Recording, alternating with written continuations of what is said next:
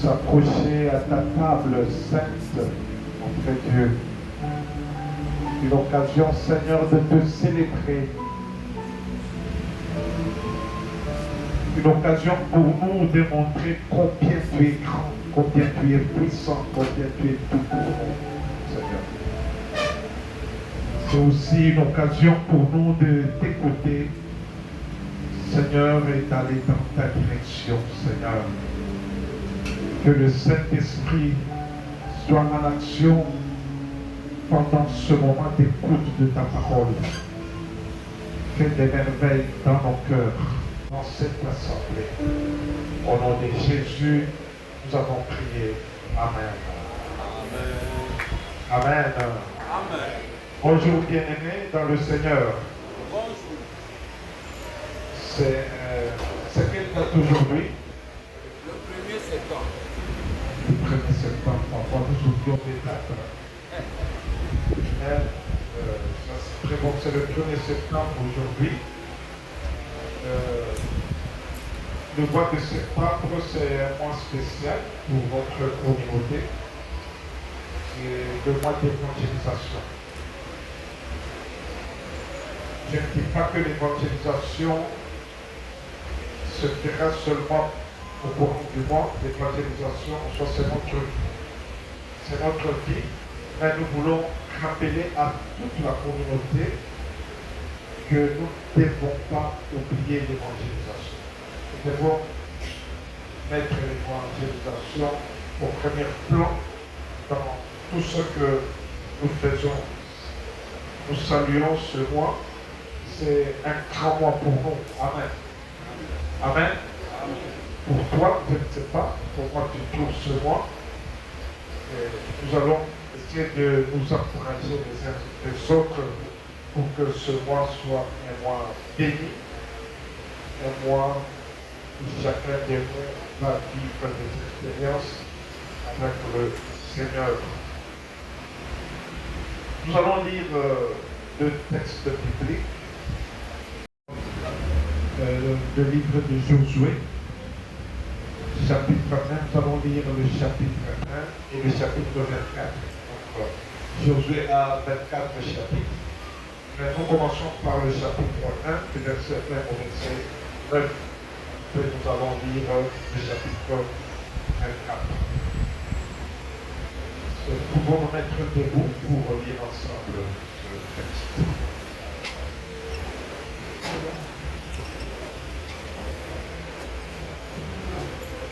On se l'écoute avec les enfants. Est-ce qu'il y a quelqu'un, un moniteur, qui peut lire pour nous ce texte? Un moniteur et une monitrice de la livre.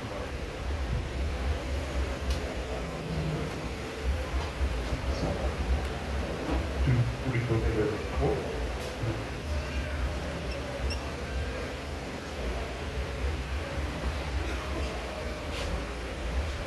Après la mort de Moïse, serviteur de l'Éternel, l'Éternel dit à Josué, fils de Nun, serviteur de Moïse: Moïse, mon serviteur est mort.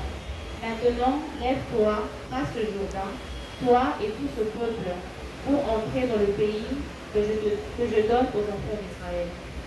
Tout lieu que foulera la plante de votre pied, je vous le donne, comme je l'ai dit à Moïse. Vous aurez pour territoire depuis le désert et le Liban jusqu'au grand fleuve, le fleuve de l'Euphrate, tout le pays des Essiens, et jusqu'à la grande mer vers le soleil, tout ce qui y est écrit. Car c'est alors que tu auras du succès dans tes entreprises, c'est alors que tu réussiras. Ne t'ai-je pas donné cet ordre? Fortifie-toi et prends courage. Ne t'effraie point et ne t'épouvante point, car l'Éternel, ton Dieu, est avec toi dans tout ce que tu entreprendras. Merci. Donc, nous sommes toujours debout. Nous allons lire le deuxième texte dans Josué 24, du verset 14 au verset 26. J'aimerais qu'un homme pentecôtiste dise involontaire des papas.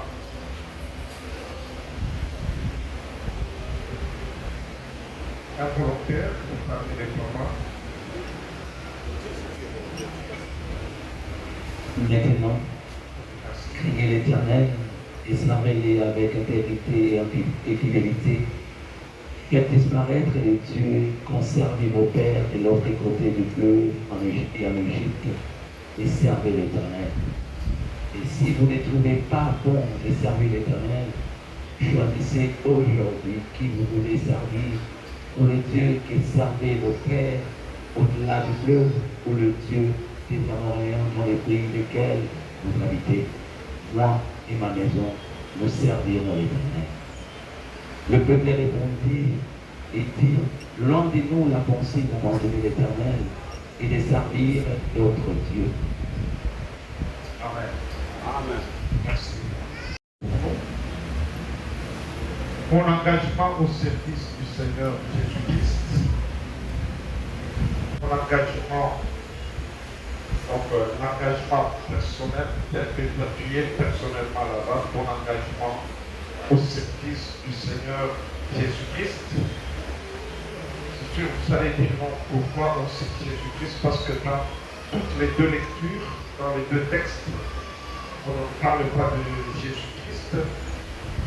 J'aimerais vous dire qu'il y a des liens avec la personne de Jésus-Christ. Déjà le chapitre 1, quand vous lisez le chapitre 1, vous allez vous rendre compte que Moïse n'est plus, vous connaissez la personne de Moïse, un homme fort, un homme que Dieu a utilisé puissamment. Il n'est plus ce Moïse qui a réussi à faire sortir les enfants d'Israël de l'Égypte, qui a passé des moments difficiles, et les gens ont vu devant sa relation avec le Seigneur et ce que Dieu a fait à travers lui. Les gens ont vu comment Moïse a fait, comment il a donné la main, comment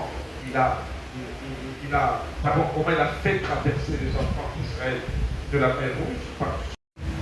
J'ai vu des gens dans une église avec des bâtons, des bois pour tuer Satan, pour mettre fin à l'œuvre de Satan. Non, son œuvre continue.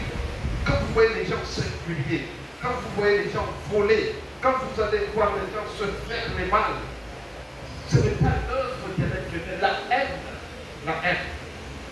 Cette œuvre, Satan n'est pas resté seulement sur les rues, mais il est même dans l'église. Tout ce qui se passe dans l'église, les haines, les injures, toutes ces mauvaises choses que nous voyons, ça c'est l'œuvre de Satan, ce n'est pas l'œuvre de Dieu. Souvent les gens se posent des questions, mais pourquoi notre église est comme ça? Non, c'est l'œuvre de Satan. Nous devons connaître ce que le Satan fait. Et Dieu, lui, continue à nous aider. Il continue à nous aider. Il vient plus de nous. Et la Bible nous dit, car il a tant aimé le monde, il a envoyé Jésus-Christ pour nous. Et nous sommes pendant ce parcours. Israël a fait 40 ans. Nous sommes pendant ce parcours où Dieu veut que nous soyons toujours attachés à lui. Amen. Amen. Que nous soyons attachés à lui pour entrer dans son royaume. Pour entrer dans ce royaume. Bien-aimés, ça c'est notre parcours. Quel est le message que Dieu donne pour nous? Pour essayer de motiver notre engagement. Quel est le message que Dieu nous donne? Bien-aimés, dans le texte, il y a des choses que nous devons retenir dans notre vie quand nous parcourons ce texte. La première chose que nous devons parcourir et retenir dans notre vie, c'est que Dieu, c'est lui le Créateur. Alléluia. Amen. Alléluia. Amen. Dieu, c'est lui le Créateur. Créateur. Tout ce qui existe ici sur la terre, c'est grâce à Dieu. Tout ce que nous voyons, c'est grâce à Dieu. Comme il est le Créateur, il voit tout ce qui se passe dans le monde. Comme il a vu ce qui s'est passé en Égypte. Parfois nous posons des questions de dire, est-ce que Dieu voit ce que nous vivons dans notre famille? Oui, Dieu voit. Est-ce que Dieu voit ce que nous vivons dans notre vie? Oui, Dieu voit.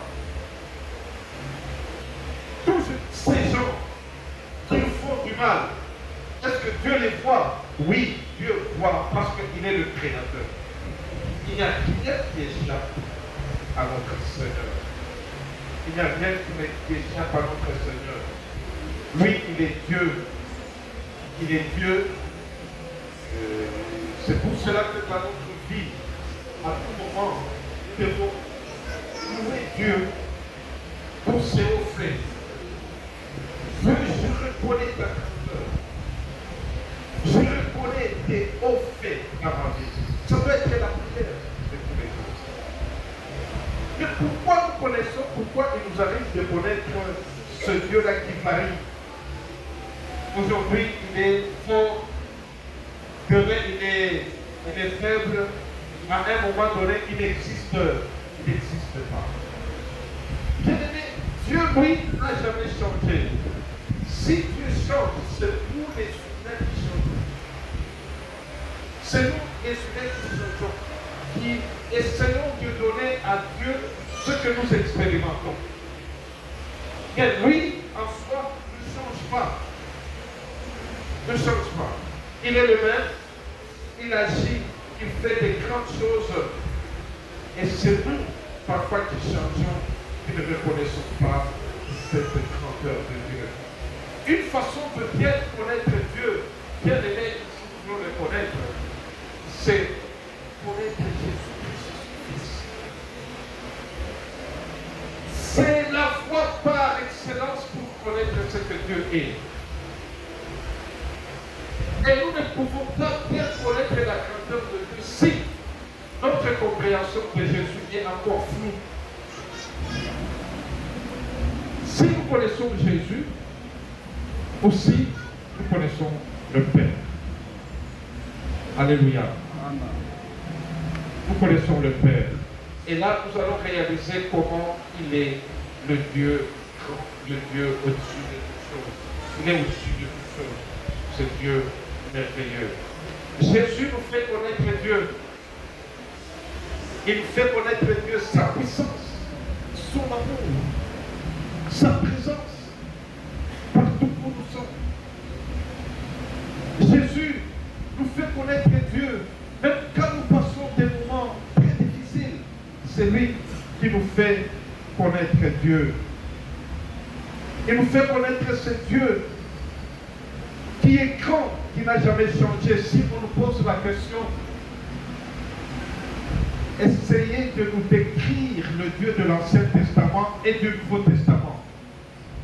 Les gens vont décrire le Dieu de l'Ancien Testament, un Dieu fort, un Dieu méchant, un Dieu qui ne tolère pas le péché. Quand on dit le Dieu du Nouveau Testament, ils vont décrire un autre Dieu d'amour.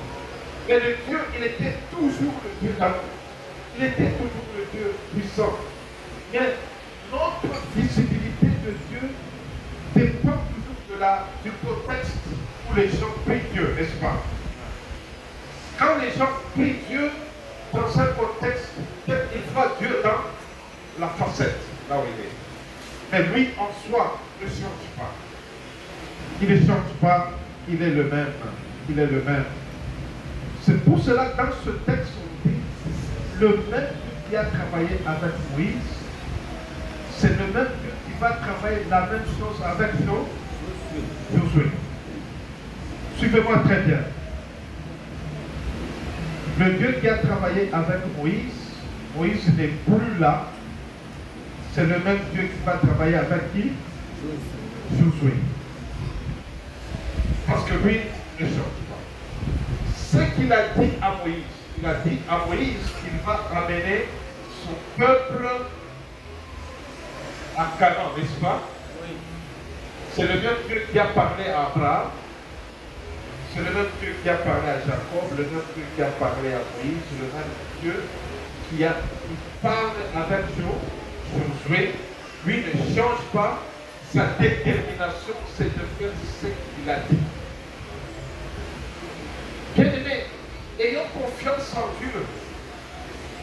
Ce que Dieu a dit, il va le réaliser. Amen. Il ne changera jamais à cause des humains. Il ne changera jamais à cause des humains. Moïse était comme ça, Josué. Non, Dieu, lui, sa mission va se réaliser. Les hommes peuvent passer, mais Dieu ne passera jamais. Vous me suivez? Amen. Dieu ne passera jamais.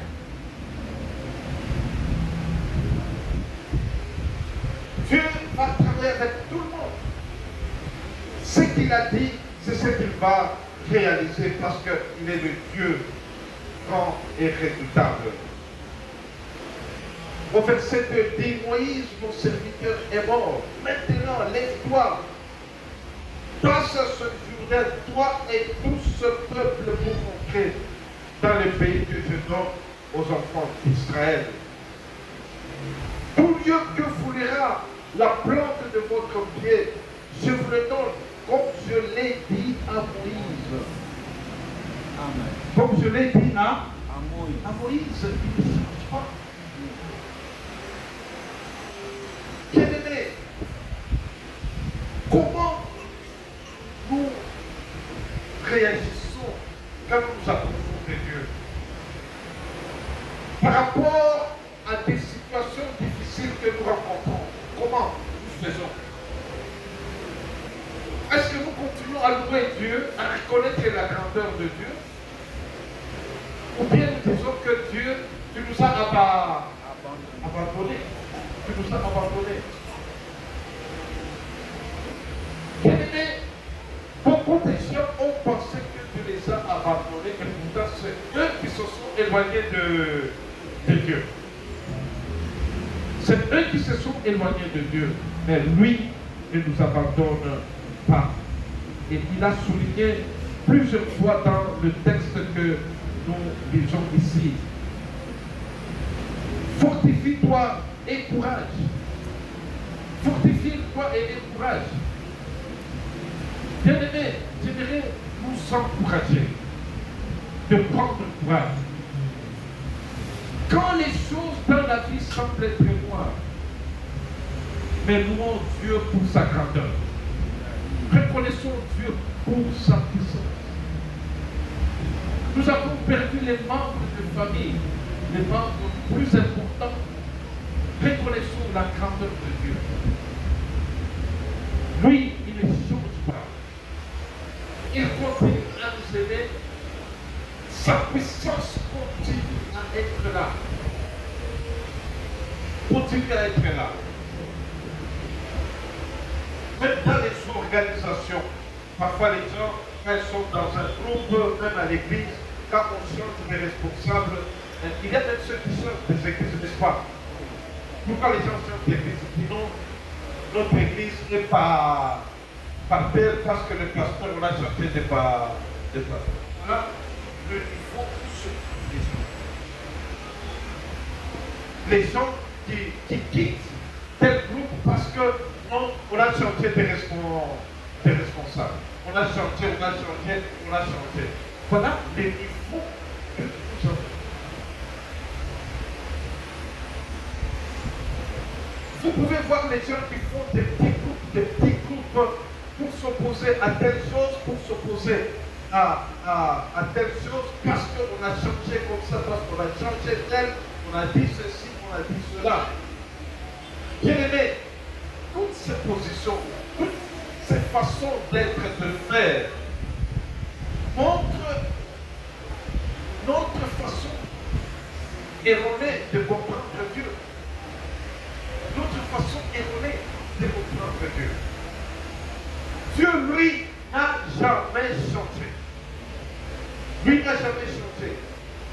Il travaille avec des gens comme il le souhaite pour nous faire arriver là où il a dit dès le moment. Mais chers amis, comme Israël était destiné d'entrer dans la terre promise, nous aussi, nous sommes à marche. Nous sommes en marche pour entrer dans le royaume de Dieu. Nous sommes en train de partir. Ça, il ne faut pas oublier. J'ai toujours aimé ce cantique que nous chantons à celui qui nous a lavé, qui nous a enterré. Il ne faut pas qu'on oublie. Nous sommes comme les enfants d'Israël dans le désert. Nous vivons des situations difficiles, des bonnes situations, ainsi de suite. N'oublions pas que Dieu, sa destinée, c'est le royaume de Dieu. C'est son royaume. C'est là où nous allons. Ça, il ne faut pas qu'on oublie. Et ce Dieu-là, oui, il n'a jamais changé. Il peut travailler avec beaucoup de gens. Et oui, il ne change jamais. Oui, il ne change jamais. Bien-aimé, je voudrais t'encourager chaque matin, à tout moment dans ta vie. Quand tu vois des choses aller dans le sens contraire de ce que tu penses, lève-toi et loue Dieu. Amen. Amen. Quand vous suivez les témoignages des gens qui ont vécu des grandes choses avec Dieu, ce sont ces gens qui ont appris à louer Dieu dans les moments difficiles. Dans les moments difficiles, quand ils voient que les choses ne marchent plus bien, alors ces gens se lèvent pour dire Dieu, nous te louons. Dieu, nous reconnaissons ce que tu es. Dieu, nous reconnaissons ta puissante main. Même quand tu vis des moments de douleur, je reconnais ta grandeur, ta puissance. Je reconnais que c'est toi qui bénis. Les gens, parfois, quand ils sont dans les moments difficiles, même la prière a voté. Même à l'église, on cesse de venir à l'église. Prenons le micro. Un jour, on va essayer de faire une expérience. Nous venons dans notre église, mais nous demandons, nous restons à l'église. Après, nous demandons à ceux qui travaillent à la logistique d'aller passer dans les maisons de tous les membres de notre église qui ne sont pas venus. Pour avoir pourquoi les souffrants. Il y a ceux qui sont malades. Il y a ceux qui sont découragés. Il y a ceux qui disent la rentrée c'est demain, je n'ai rien préparé. Il y a ceux qui pensent beaucoup de raisons. Vous trouverez moins de personnes dans des situations difficiles qui se lèvent pour louer le Seigneur. Le Seigneur, pour le louer. Je reconnais ta grandeur. Même si moi je vis des moments difficiles. Je reconnais ta puissance. Même si je suis malade. Je reconnais ta puissance. Je reconnais ta puissance. Et beaucoup de gens se sont égarés avec ça parce qu'ils pensent que quand ils tombent beaucoup de fois malades, donc le Dieu de ces lieux-là n'est pas fort. Si plusieurs fois tu ne manges pas, tu dis non, le Dieu de là n'est pas fort. Pourquoi je ne mange pas? Pourquoi je ne mange pas? Non, Dieu. Loue Dieu. Reconnais la grandeur de Dieu. Reconnais l'amour de Dieu. Reconnais les bienfaits de Dieu. Reconnais tout ce que Dieu fait. Tu as perdu un membre de famille. Mais reconnais que c'est Dieu qui a le pouvoir de nous donner la vie. C'est Dieu qui a le pouvoir de nous donner la vie. Appuyons sur lui. Tu ne trouves pas du travail, mais reconnais Dieu. Quand on reconnaît la grandeur de Dieu, bien aimé, vous allez voir Dieu vous orienter là où lui veut. Amen. Amen. C'est ça notre difficulté. Parce que nous voulons garder notre position et en attendant que Dieu fasse ce que nous voulons. C'est comme si Dieu, sa puissance se verra seulement quand il y aura du bien. Non, ça c'est une façon erronée de comprendre Dieu. Tu restes Dieu. Si tu es puissant, il faut que je sois guéri, sinon je n'irai pas à l'église. puissant. Est-ce que ça change quoi dans la puissance de Dieu? Moi, j'aimerais que tu dises, Dieu, je reconnais que tu es puissant. Je suis malade, mais moi, je vais aller. Je vais aller. Je vais aller. Seigneur, je reconnais que tu es plein d'amour. Tu es plein d'amour. Je vis des situations compliquées. Je trouve que les gens ne m'aiment pas. Dans la famille, les gens ne m'aiment pas. Seigneur, je me confie en toi. Donne-moi la joie. Parce que toi, tu m'aimes. Tu m'aimes. Même si les gens ne m'aiment pas, mais toi, tu m'aimes. Pourquoi être aimé par Dieu est plus que être aimé par les humains? Parce que c'est Dieu qui est le créateur. Le créateur. Bien aimé. Être aimé par le créateur, ça dépasse tout. Dieu merci de m'aimer. Parce que toi tu es le créateur, tu es mon Dieu. Tu es au-dessus de toutes choses. J'aimerais encourager l'Église. Louons Dieu sans cesse. C'est pour cela que le psalmiste David a dit que tous ceux qui respirent louent l'Éternel. Tous ceux qui respirent louent l'Éternel. Louons l'Éternel. Disons des merveilles à l'Éternel. Ne restons pas enfermés dans nos détresses. Disons à Dieu ce que nous sommes.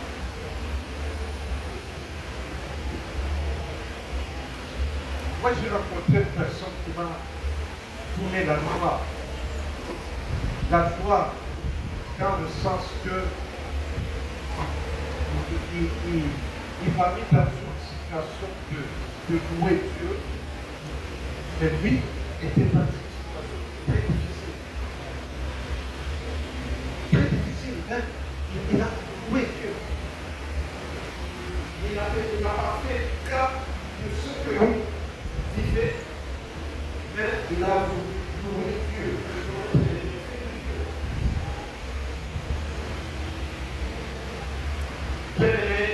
Dieu est grand, Dieu est puissant, Dieu, c'est lui qui a tout entre ses mains. Et vous allez voir dans ce texte, Dieu a un plan. Amen. Pour Israël, le plan de Dieu, c'était quoi? Faire arriver Israël dans la terre promise. Faire arriver Israël dans la terre promise. C'est ça le plan de Dieu. Et nous aussi, Dieu a son plan. Quel est le plan de Dieu? C'est entrer dans son royaume. C'est ça le plan. C'est ce que Dieu prépare. Tout ce que nous lisons dans la Bible, tout ce que nous faisons dans la Bible, prions, ce que nous faisons à l'Église, la finalité, ce que quand Jésus-Christ reviendra, que nous soyons avec lui. Alléluia. Quand Jésus-Christ revient, quand ça sera la fin de toutes choses, que nous soyons éternellement avec le Seigneur. C'est ce que Dieu a comme planification pour tout ce que nous faisons. Et là, Dieu, dans son plan, il choisit des humains. C'est pour cela qu'on dit, dans le plan de Dieu, Dieu a besoin des humains. Vous vous rappelez que Dieu lui-même, quand il a créé la terre, il a créé les animaux, tout, il a créé. Mais au finish, il dit, créons l'homme et la femme à notre image.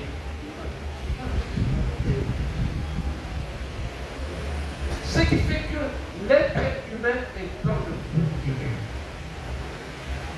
Dieu veut travailler avec l'être humain. Même dans ce texte, Dieu a travaillé avec Moïse, Dieu a travaillé avec Josué. Quand Dieu veut travailler avec nous. Bien-aimés, nous sommes libres de dire oui ou non. beaucoup de gens dans l'Ancien Testament. Nous connaissons des gens comme Samson. Samson, Dieu a travaillé avec lui, il a fait parfois des bêtises. Mais Dieu a travaillé avec lui. Dans l'Ancien Testament, nous voyons beaucoup de choses, et tout ça. Nous voyons les prophètes, des rois que Dieu a utilisés. Vraiment, même aujourd'hui, Dieu veut travailler avec moi comme pasteur. Dieu veut travailler avec toi aussi. Pour que son plan se réalise. Donc chaque être humain est dans le plan de Dieu. Tu es dans la volonté de Dieu. Tu es dans la volonté de Dieu. Dieu veut se servir de toi et de moi pour faire son travail, comme il se servit de Josué. Il veut aussi se servir de toi. Il a dit à Josué comment il va conquérir le Canaan, comment il va conquérir Canaan. Dieu veut aussi travailler avec toi pour voir comment tu peux faire entrer les gens dans son royaume. Dans son royaume. Ils sont choisis pour faire entrer les gens dans le royaume de Dieu. C'est à nous de dire, Seigneur, oui, j'aimerais m'engager avec toi. Dieu dit à, j'aimerais qu'on lise ça. Vous aurez pour territoire depuis le désert et le Liban jusqu'au grand fleuve, le fleuve de l'Euphrate et tout le pays des Sétiens jusqu'à la grande mer vers le soleil couchant. Nul ne tiendra devant toi tant que tu vivras. Je serai avec toi comme je l'ai été avec Moïse. Je ne te délaisserai point, je ne t'abandonnerai point. Fortifie-toi et prends courage, car c'est toi qui mettras ce peuple en possession du pays que j'ai juré à leur tête de leur donner.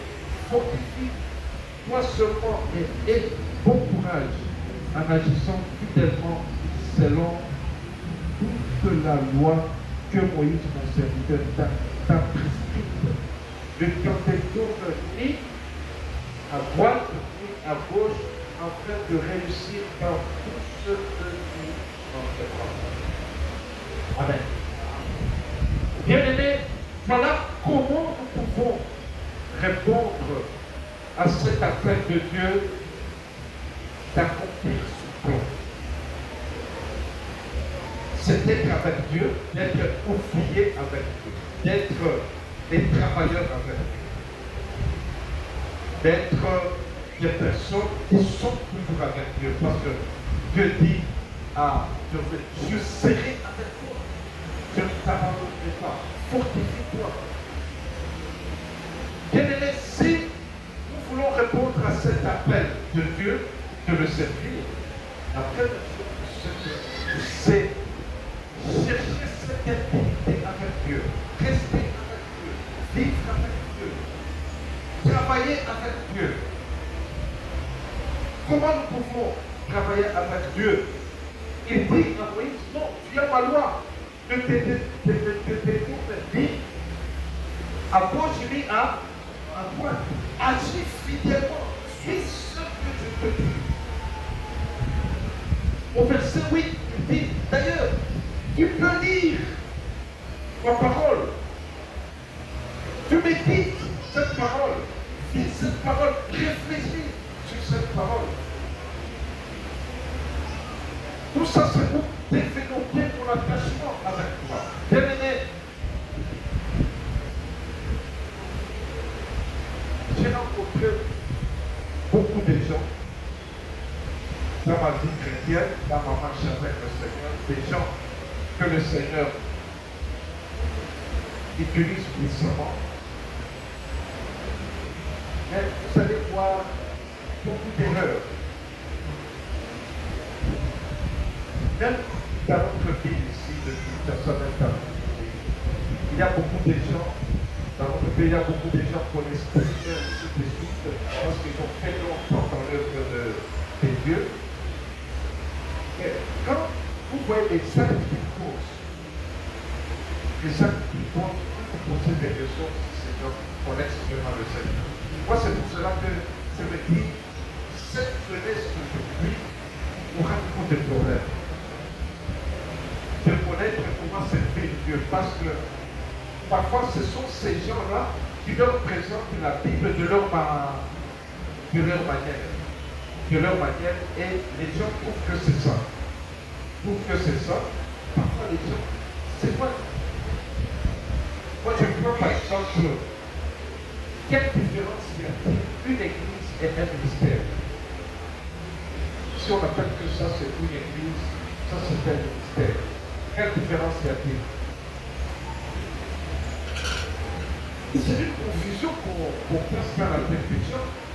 Parce qu'il n'y a jamais eu ministère sans église. Pourquoi pas d'un ministère sans église? Mais donc, moi ce n'est pas une église, ça c'est un ministère.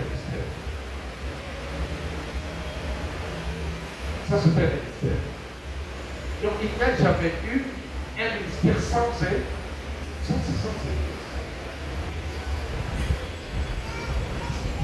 On a vu les ministères, on a vu les bons qui venaient, c'était un ministère, c'était l'église. Mais quand vous allez voir ces gens-là où ils sont, chacun est membre d'une église. Chacun évolue dans une église, sauf s'ils ont des actions d'évangélisation. C'est comme ça que les gens demandent à leur église que nous allons évangéliser. Pour évangéliser, après, ils rentrent dans leur église. Comme quelqu'un dit non, c'est un ministère. Alors les gens commencent à appeler là ce ministère, ils n'entrent pas dans les églises. Après, vous allez voir, ils ne font pas le baptême, ils ne font pas la sainte scène, ils ne font pas même des actes qui déterminent leur engagement. Alors là, ce sont des déviations sur déviations. Ce qui fait que vraiment, on ne peut pas être une personne de valeur devant le Seigneur, qu'on ne reste pas attaché à sa parole. Quand on n'est pas déterminé de suivre sa parole. Amen. Moi, je parlais avec quelques anciens là. Il y a un ancien qui m'a posé la question de savoir pourquoi sur ceci. Le problème mais pourquoi on est culte pour protestants? Nous sommes des protestants. Nous sommes des protestants. C'est que je ne sais pas. Nous sommes des protestants.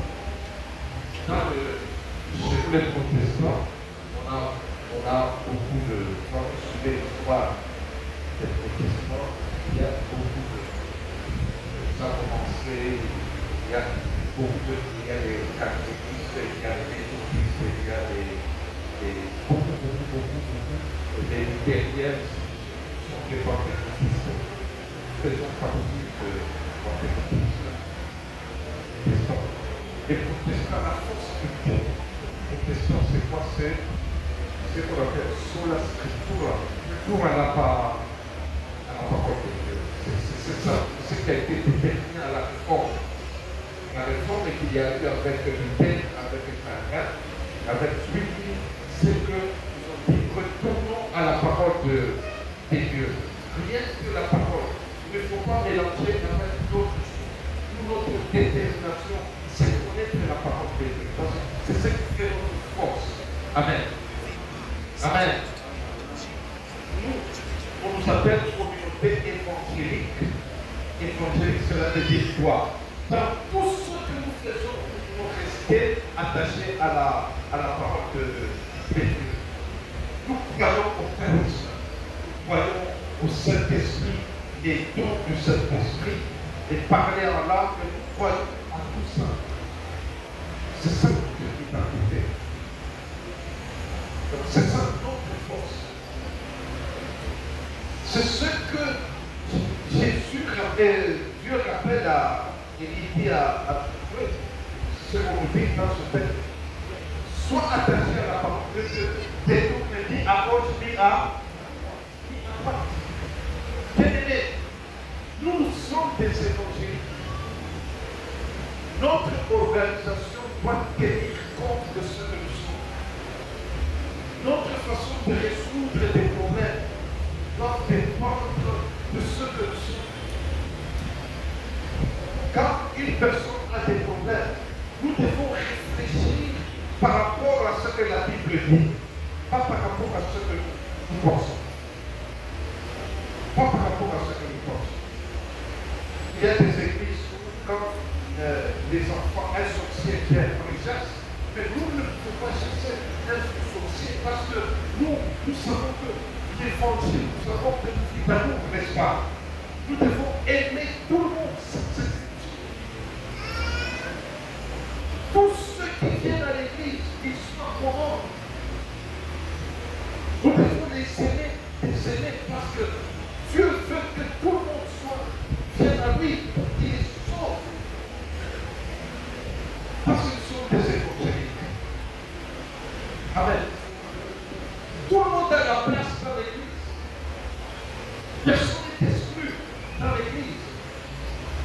Être évangélique, cela veut dire aussi, nous devons nous rappeler de ce que Jésus a fait comme aujourd'hui pour la Sainte-Seine. Ceux qui viennent à l'église parce que Dieu les aime, ils doivent arriver au salut, n'est-ce pas? Pour l'abandonner le péché. Nous devons organiser notre église dans le sens que les gens qui viennent arrivent à abandonner le péché. Comment les gens vont abandonner le péché? Les gens vont abandonner le péché lorsque Christ sera prêché, n'est-ce pas? Amen. Amen. Lorsque Christ sera prêché. Quand Christ sera prêché, les gens vont donner leur vie au Seigneur. Ils vont se détourner du mal. Bien-aimés, le Seigneur nous appelle. Comme il appelait Josué, tout le monde a de la place dans l'église. Tout le monde a de la place dans l'église. Tout le monde est instrument de Dieu. Ça dépend de la façon dont chacun comprend les choses. Ça dépend de la façon dont tu comprends les choses. Mais lui, Dieu veut t'utiliser toi. Dieu veut se servir de toi. Pour que les gens parviennent au salut. Bien-aimés, regardons autour de nous. Nous qui nous disons que nous sommes des évangéliques, nous qui nous disons que nous nous approchons, nous sommes toujours près de la parole de Dieu. Quelle est notre attitude vis-à-vis de toutes ces personnes qui parlent là? Parce que je dis souvent, c'est dans notre économie, il y a n'oubliez pas l'endroit où notre église est située. Nous sommes situés dans un quartier. C'est un quartier à côté, n'est-ce pas? Vous savez qu'à côté de nous ici, à côté de nous ici, il y a une femme évangélique. Jésus va dans la maison de Zachée. Pourquoi Jésus est allé dans la maison de Zachée? Parce que Jésus a dit que c'est aussi quelqu'un qui doit bénéficier des promesses de Dieu, des promesses faites à temps, n'est-ce pas? Jésus, il voit Zachée, il voit la vie de Zachée. C'est son humain. Comment, s'il était fils de Dieu, comment il va entrer dans la maison du pécheur?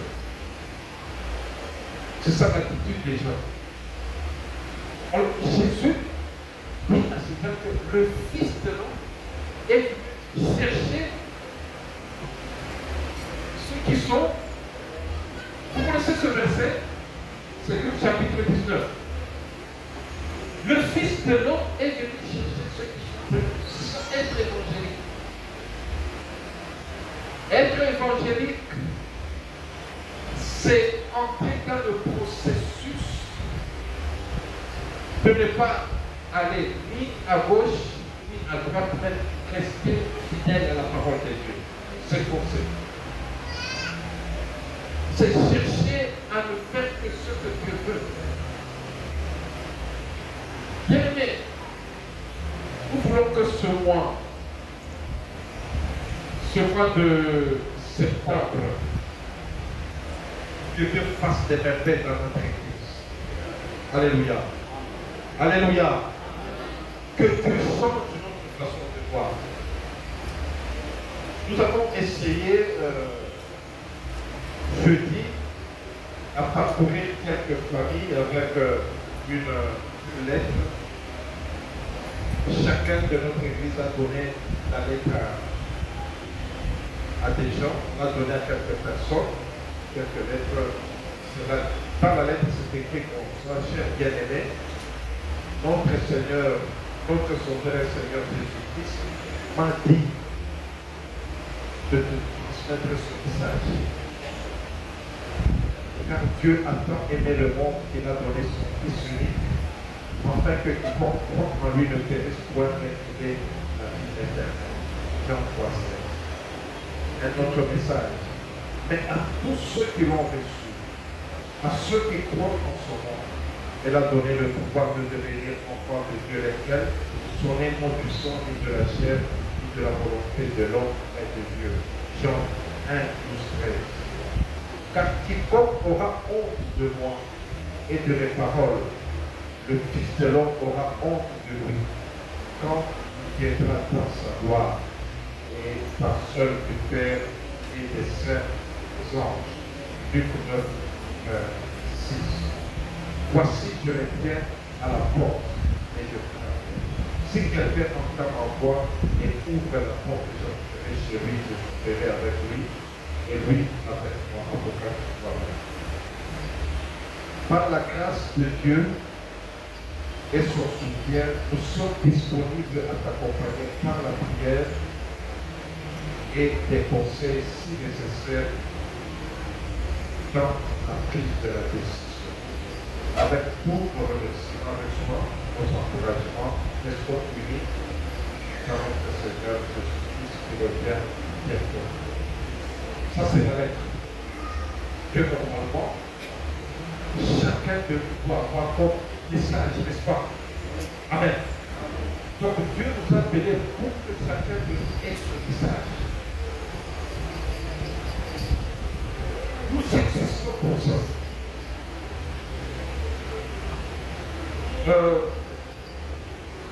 Il y a beaucoup de théologies qui viennent nous appuyer. Je prends par exemple la théologie de la prospérité. Cette théologie de la prospérité, en soi, prend une partie seulement de la parole de Dieu. Dieu est là pour nous bénir, n'est-ce pas? Amen. Mais on ne peut pas évaluer la présence de Dieu par des choses matérielles. Qu'est-ce que nous disons des gens qui ont des bâtiments? Mais la plupart des gens qui construisent des grands bâtiments dans la ville, quand les pourcentage sont chrétiens, mais ne sont pas chrétiens. La plupart, ce sont des musulmans, il y a des chrétiens aussi, des raisons.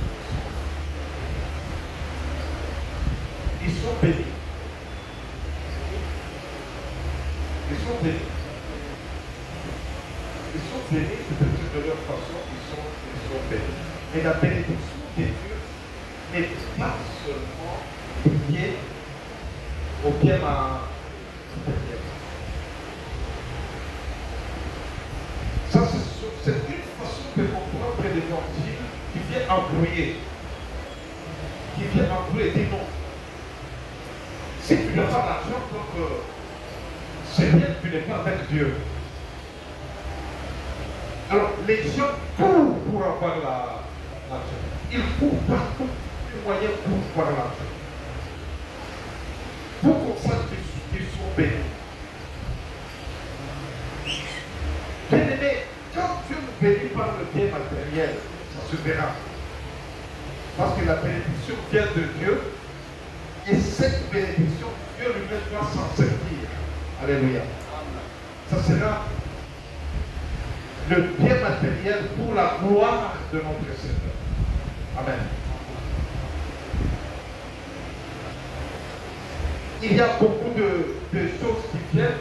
Si tu es malade, tu n'es pas guéri, donc tu n'es pas avec Dieu. Donc on vient vous présenter l'évangile seulement dans une phase. Bien aimé, Dieu nous devons le connaître. Nous devons le connaître quand nous nous servons, quand nous attachons à sa parole. Bien aimé, nous nous attachons à sa parole. C'est lui qui fait avec nous. Chacun dans les conditions où il se trouve.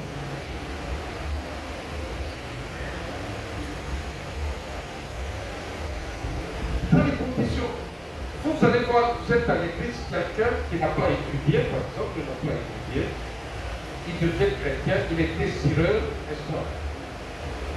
Le fait qu'il était cireur, il a accepté le Seigneur. Il dit non, je ne suis plus cireur. Je ne suis pas cireur parce que c'est comme si je suis la queue.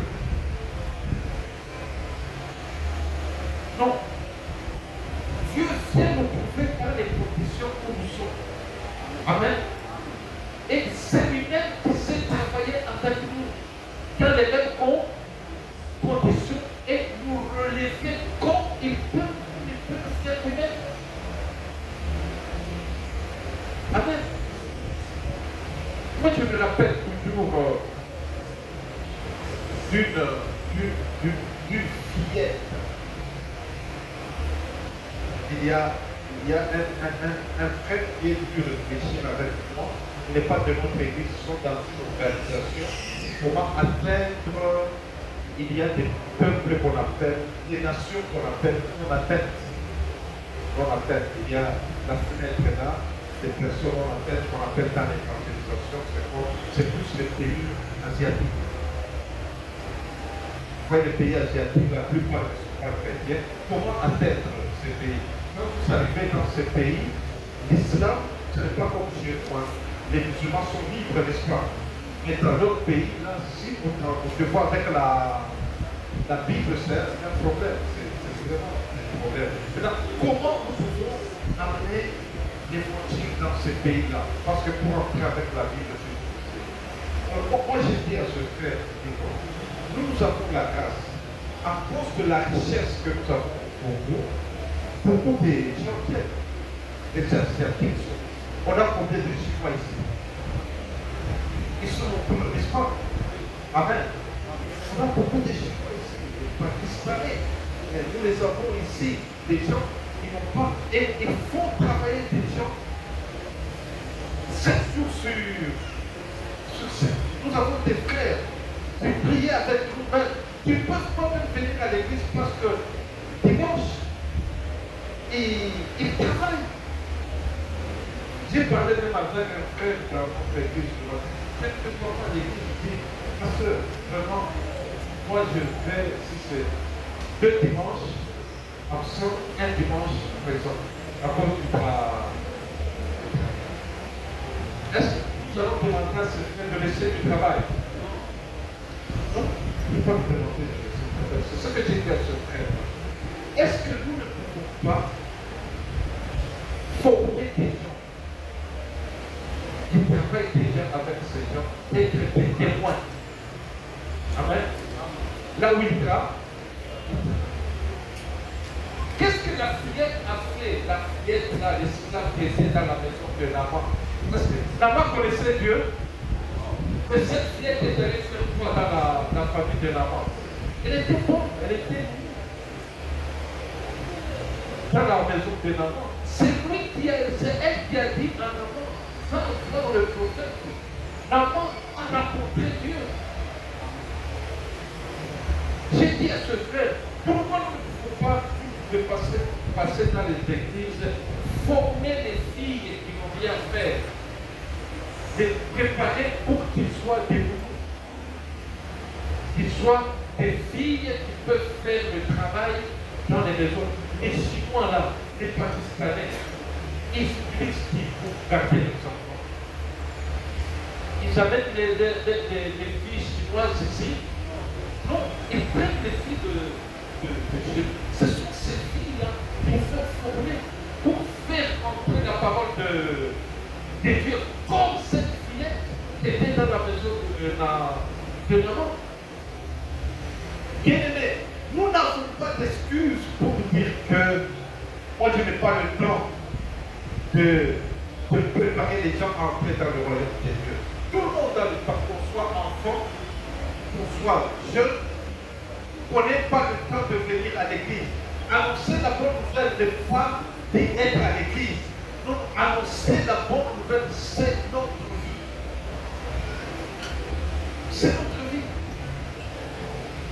Annoncer la bonne nouvelle ne veut pas dire que je suis en bonne santé. Je ne suis pas en bonne santé. Non, annoncer la bonne nouvelle, c'est notre vie. Mais pourquoi les gens n'annoncent pas la bonne nouvelle? Les gens n'annoncent pas la bonne nouvelle parce qu'ils s'ignorent. Nous ne savons pas ce que nous sommes, nous ne savons pas pourquoi nous existons, nous ne savons pas même pourquoi nous sommes dans l'église, nous ne savons pas. Les gens n'annoncent pas la bonne nouvelle parce que leur vie ne permet pas. Les gens ont besoin de Jésus, personne. Ils ont besoin de Jésus. Mais nous ne montrons pas ce que Jésus était aux gens. Essaye de poser la question d'une personne qui est à côté de toi. Pourquoi tu n'entres pas à l'église? Il va commencer à te raconter, mais à l'église, voilà, moi j'étais dans une église, voilà ce qu'on avait fait, voilà. Vous allez voir la difficulté, il y a que nous-mêmes, nous sommes obstacles pour quelqu'un dans l'église. Nous sommes des obstacles. Bien-aimés dans le Seigneur, c'est pour cela que l'Éternel dit à Josué,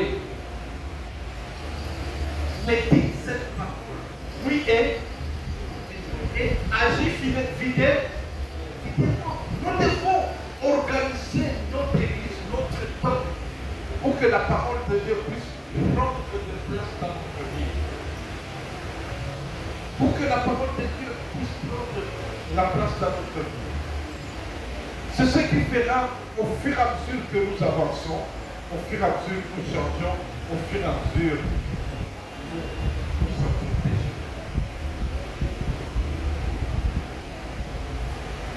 Amen. Amen. Amen. Bien-aimés dans le Seigneur, je me pose toujours la question, est-ce que notre église telle qu'elle est organisée, est-ce que ça permet les gens à connaître leur mission? Telle que notre église est organisée, est-ce que vraiment nous donnons l'occasion à toute personne de faire la mission? Je ne sais pas. Je ne sais pas si ça fait ça. J'étais en train de négocier avec l'ancien ami pour lui dire que le mois de septembre, comme c'est l'évangélisation, il faut que tu fasses la confirmation. Il faut que tu fasses la confirmation pour permettre vraiment à être conscient des gens, pour que les gens dans notre église arrivent à savoir pourquoi ils sont là. Pour que les gens dans notre église arrivent à connaître que nous existons pour pour que les gens entrent dans le royaume des cieux. À tout moment, quand nous allons oublier de faire ça, nous allons commencer à tourner en rond. C'est pour ça que vous allez voir, il y a des ministères qui commencent. Quand il y a des maris d'église, qui a arrêté quelque part mari d'église, il y a un ministère qui commence uniquement pour les maris pour la délivrance des maris de si quelque chose commence. Donc, c'est comme des choses. Comme qui font des bruits, après ça disparaît, après autre chose qui commence, après ça disparaît, autre chose qui commence, ça disparaît. À un moment donné, c'était des enfants sorciers, on les trouve quelque part, ça disparaît, après ça, on vit comme ça, Bien-aimés, le Seigneur veut que nous soyons dans la mission. Jésus était dans la mission. Et Dieu opérait des miracles. Amen. Dieu opérait des miracles. Les malades étaient guéris et la mission était là. Jésus allait de ville en ville, de village en village pour faire le bien, pour annoncer le royaume de Dieu. Et quand il allait annoncer le royaume de Dieu, et les gens recevaient des guérisons. Vous allez vous retrouver maintenant les gens qui sont, nous sommes seulement choristes. Non. Nous sommes seulement diacres. Nous sommes seulement logistiques. Nous sommes seulement. Non. Bien aimé, une façon de s'évaluer, c'est de dire, est-ce que moi je fais la logistique? Est-ce que mon travail de la logistique m'ouvre à l'évangélisation? Moi je chante dans la chorale, ça m'ouvre à l'évangélisation. Moi je n'ai pas le temps de venir à l'église, je suis occupé. Dans ton occupation là, est-ce que tu fais, ça t'ouvre à l'évangélisation? Bien aimé, la chose qui va nous unir tous dans l'église, c'est la mission, c'est l'évangile. Amen. Ça fait pas évangéliser. Ça fait pas aller. Et cette évangélisation prend de forme dans notre vie au fur et à mesure que nous lisons la Bible, au fur et à mesure que nous connaissons Dieu. Au fur et à mesure que nous connaissons Dieu, et les méthodes d'évangélisation aussi se multiplient. Amen. Amen. Moi, je viens d'entrer dans un quartier où je suis nouveau. Vous savez que je ne me plains même pas. Je dis, est-ce que les gens vont savoir la parole de Dieu? Non, je ne me plains pas parce que c'est ma présence, n'est-ce pas? Ma présence petite qui va convaincre les gens. Parce que je sais que par ma vie, ma façon de venir, de faire entrer le véhicule, ma façon de sortir, ma façon de saluer les gens, ma façon d'écouter les gens, Dieu va convaincre les cœurs. Amen. Amen. Les gens se posent des questions. Comment je vais évangéliser? Mais tu vas évangéliser parce que Dieu fait dans ta vie chaque jour quand tu écoutes des prédications.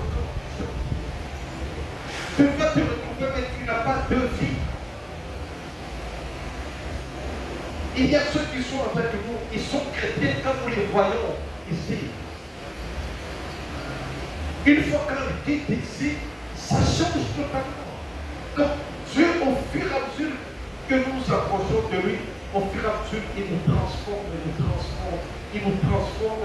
et nous devenons des instruments entre ses mains. Nous devenons des instruments entre ses mains qui attirent les gens. Quand les gens te regardent, ils diront que tu es différent des autres. Tu es différent des autres. cause de ce que Dieu fait. À cause de ce que Dieu fait.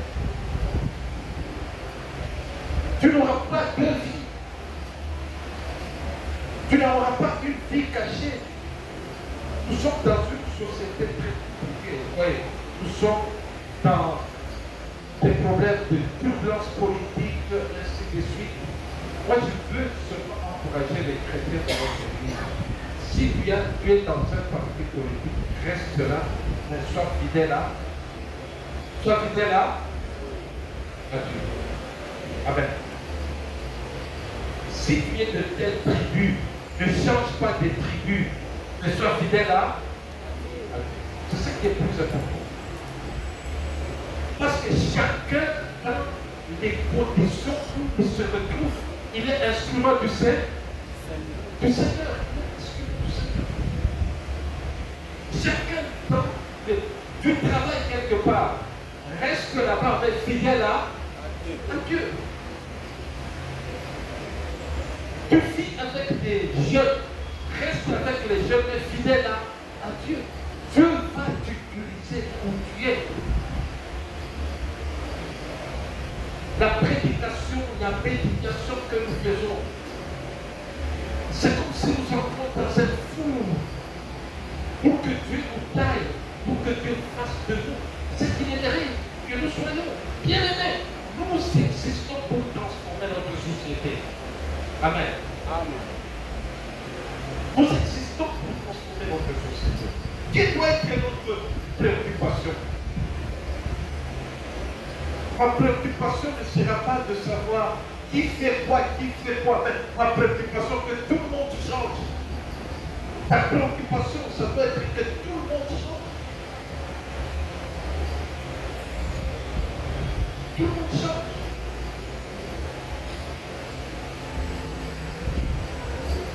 J'avais donné un témoignage pour ça dans l'église où j'ai évolué. Il y a un gars qui posait trop de problèmes. Mais pour qu'il faut. Alors on venait toujours vous dire en ce moment-là, je commençais. Ne fatigue pas quand une personne ne change pas.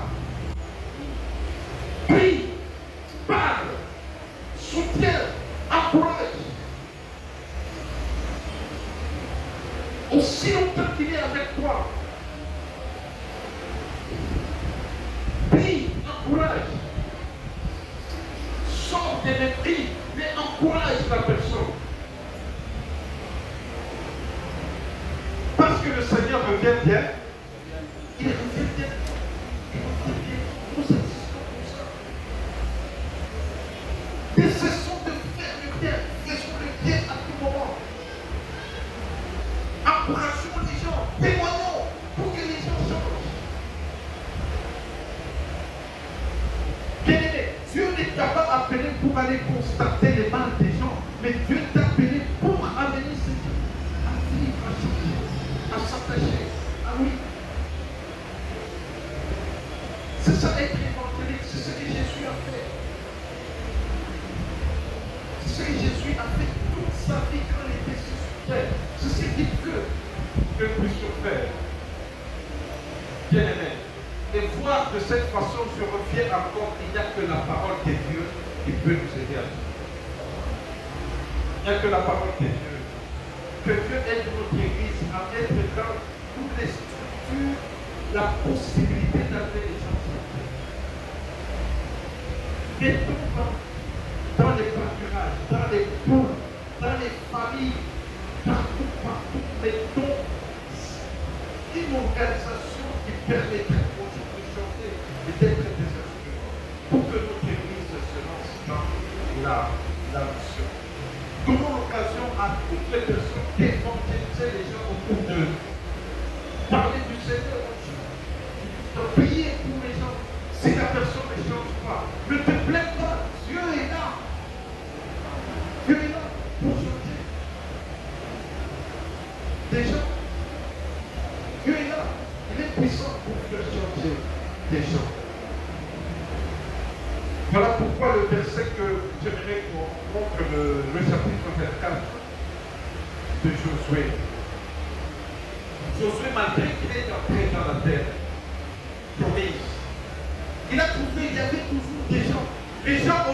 reconnaître la grandeur de Dieu. Il les a fait marcher pendant 40 ans, mais ils sont arrivés là-bas. Ils ont commencé encore à prier les dieux de l'Égypte. Ils ont vu la puissance de Dieu. Ils ont vu la grandeur de Dieu. Il a vu comment Dieu a fait des grands trucs. Ils n'ont pas totalement changé. C'est pour cela que Josué dit, maintenant, craignez l'Éternel, servez-le avec intégrité et fidélité. Faites disparaître les dieux qui ont servi vos pères de l'autre côté du fleuve et en Égypte. Et servez l'Éternel. Le mal bien aimé dans le Seigneur, ça se lève de l'ennemi. Et nous croyons en Jésus. Alléluia. Amen. Il fait son œuvre, mais nous croyons en Jésus qui est plus fort. Qui est plus fort. Nous devons être devant. Moi j'ai vu à la télévision, dans une église où on a fait entrer le serpent. Alors moi je me dis, mais pourquoi le pasteur ne peut pas terminer cette histoire hors église? Pourquoi tenir la tête? Si par exemple quelqu'un a des fétiches, se donner au Seigneur, c'est abandonner les faits. Le fétiche. C'est juste. Oui. C'est juste. Oui. Si tu as des fétiches, tu abandonnes les fétiches. Parce que les églises commettent aussi des erreurs. C'est comme si vous venez à l'église, vous montrez aux gens encore la puissance de Satan. Satan. Les gens, au lieu de s'appuyer sur Dieu, ils commencent à s'appuyer sur les forces au but. Bien-aimé, Satan et ses œuvres. Nous devons vraiment que ça puisse pas apparaître dans l'église. Parce que l'église en soi, l'église, c'est l'image du royaume de Dieu. Où est l'église? Même s'il y a de l'imperfection dans les églises, mais c'est déjà l'image. Parce que l'église, c'est l'ensemble de personnes qui ont cru, n'est-ce pas? Des gens qui expérimentent la vie avec le Seigneur, même s'il y a des gens qui vivent dans le mal, mais l'église doit être un lieu où les gens craignent le Seigneur. Ça doit être un lieu où les gens craignent le Seigneur. Nous devons éviter de mettre des choses contraires au royaume de Dieu. C'est pour cela que nous disons à l'église, quand vous entrez, il faut bien s'habiller, n'est-ce pas? Quand vous venez à l'église, il faut être comme ça, il faut être comme ça, comme ça. Parce que c'est le reflet du royaume de Dieu. C'est le reflet du royaume de Dieu. Nous voulons vraiment expérimenter le royaume de Dieu ici sur la terre. Nous devons expérimenter cela. Nos maisons, ça doit être le reflet du royaume de Dieu. Si à l'église, les gens vivent en désordre, mais chez toi à la maison, fais à ce que ta maison soit le reflet du royaume de Dieu.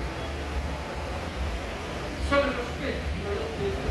Mais le diable est toujours, même quand les enfants d'Israël sont entrés à Canaan, voilà, ils ont commencé à imiter les dieux, ils ont commencé à faire cela. Mais au verset 15,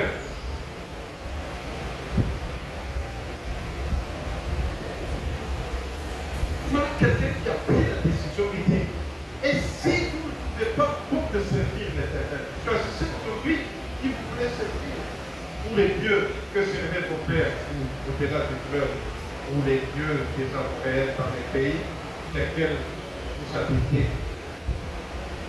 Moi et ma maison, nous servirons. Parce que lui, il avait été déterminé. Qui sont ces personnes dans l'église qui peuvent dire que nous sommes à l'église, même si les choses ne marchent pas. Et moi et ma maison, qui sont ces personnes dans votre église? Qui sont ces personnes qui peuvent influencer les gens au verset 16? Le peuple répondit et dit, loin de la pensée d'abandonner l'Éternel, et de servir comme Dieu. Voilà. Josué influence tout un peuple face à différence. Quel est ton engagement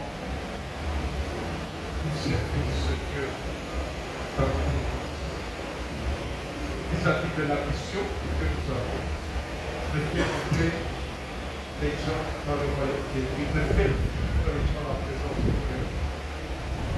Quelle est ta détermination, toi? Tu te laisses emporter par des gens qui est déterminé. Je voudrais que tu réfléchisses sur l'élément. Je voudrais qu'on mette un tableau là-bas, on terminera par ça. Comment tu vas agir? Comment tu vas agir? Ce que Dieu pose. Allez, pourtant, ce message. Comment tu vas agir? C'est d'abord connaître quel est mon rôle dans les rassemblements que nous organisons. Les rassemblements, ça peut être l'église, n'est-ce pas? C'est un rassemblement. Quel est mon rôle dans l'église? Le rassemblement, c'est le groupe. Le rassemblement, c'est le pas. Le rassemblement, c'est la maison. Quel est le rôle que tu joues dans le rassemblement? Deuxième question. Quand Josué est entré dans le camp, il y a des tribus qui manquaient des places, n'est-ce pas? Et lui devait travailler pour que chaque personne ait sa place. Bien-aimé, c'est un rôle que nous devons trouver. Quelle est la place de chaque personne dans le royaume des dieux? Quelle est la place de tous les membres de notre église? Nous sommes à l'église. Il y a des gens qui se recherchent, qui ne connaissent pas. Qu'est-ce que nous faisons pour que ces gens soient aussi considérés comme membres dans ce royaume des dieux, dans notre groupe, dans notre pâturage, dans la famille? Ces gens qui n'ont pas encore de place, est-ce que nous leur pouvons vraiment leur rendre? Tout le monde se trouve dans la joie. Amen. Et tout le monde se retrouve dans la joie. Abandonnons la négligence. Abandonnons la négligence. Réveillons-nous et travaillons. N'écoutons pas les voix du diable qui nous découragent. N'écoutons pas les voix du diable.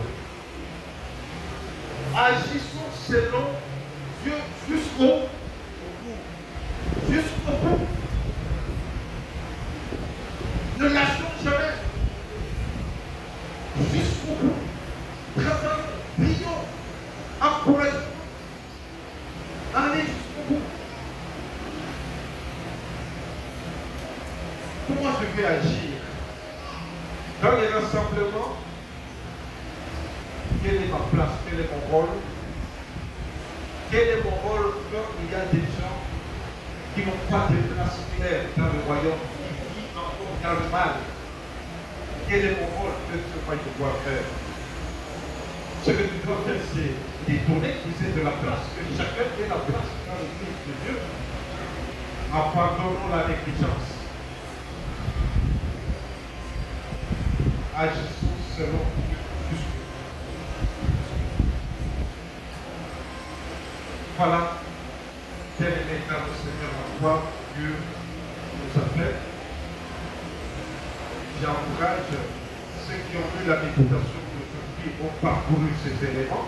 Ici, allez lire. Josué chapitre 18.